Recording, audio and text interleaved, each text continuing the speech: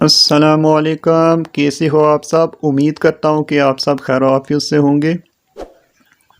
سوال: نون ساکن اور تنوین کے کتنے قاعدے ہیں اور کون کون سے ہیں؟ اس کا جواب ہے نون ساکن اور تنوین کے 4 قاعدے ہیں، اور وہ یہ ہیں: اظہار، اخفاء، ادغام، اقلاب۔ سوال: اظہار کا قاعدہ سنائیں۔